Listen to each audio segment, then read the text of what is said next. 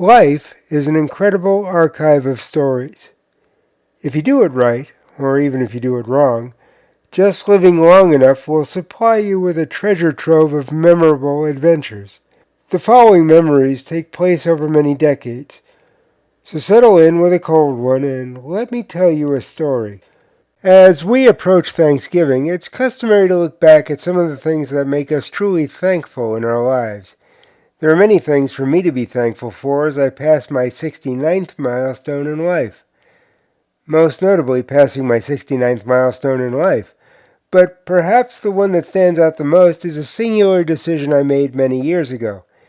It wasn't to go to college, become a journalist, or even move out west. The biggest positive decision I've ever made in my life was when I decided to gamble on my future. That may sound counterintuitive, but in hindsight, it was probably the most natural thing I've ever done. It quite literally made me who I am today. To understand what brought me to that decision, it's necessary to go back about 7 decades. I was born 3 months premature and weighed 2 pounds 11 ounces.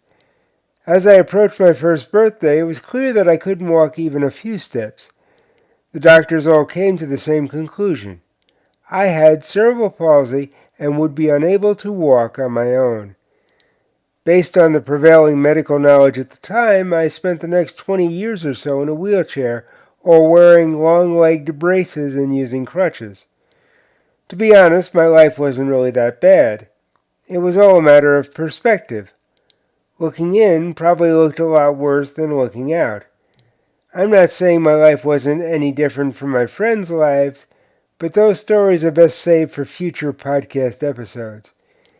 In any event, I pretty much followed doctor's orders. I stayed in the wheelchair most of the time. There were moments of extreme physical exertion, but for the most part, I just stayed in the wheelchair. I didn't really mind. It made my life a lot easier, and the manual wheelchair really built up my upper body. I never really considered life without the wheelchair until I overheard a discussion my folks were having when I was about 17 years of age. My parents never really argued, but they did have differences of opinion from time to time. This particular difference of opinion had to do with me. My mother was, for the most part, an optimist. My dad was a pragmatist. I have a little bit of both of them in me. Truth be told, I'm probably more pragmatic than optimistic. Anyway, during the discussion, my dad said 5 words that he probably didn't even realize he had said. I was in my room at the time, and they didn't think I was listening to their discussion. I was. To be honest, all I remember are those 5 words because they put my life on a whole new course. The words were, "He always says I can't." My dad didn't sound angry. He sounded disappointed. It would have been easier to deal with if he had been angry. There's something you should know about me. I don't respect people because I should. I don't respect a title. It doesn't matter if that person has achieved a certain degree of fame, fortune, or reached a certain age. I don't care if you're President of the United States, King, Queen, Prime Minister, Pope, or parents. The only way I'll respect you is if you show yourself to be worthy of respect. Through their words and actions, my folks had always shown themselves to be worthy of respect, which was why it bothered me when my dad sounded disappointed in me. I respected him too much to let him down. At that moment, I made up my mind to never say "I can't" again. I never dreamed that the path from talking the talk to literally walking the walk would be as difficult as it was. In the years that followed, there were events that slowed me down, but those 5 words were always in the back of my mind. By the time I turned 20, I was on a mission. I had been relying on the wheelchair less and my long-legged braces and crutches more when I decided to transfer from an East Coast university to the University of Arizona. The wheelchair was always there if I needed it, but I tried as much as possible not to need it. My folks would have preferred that I had chosen a school in Florida where we had family friends, But that wasn't part of my mission plan. I was about to go for broke, and in my mind that meant not having a safety net. I needed to go somewhere far enough away from home so that what I was about to do would become a more meaningful experience. Up until that point, I'd never been away from home for more than 48 hours at a time.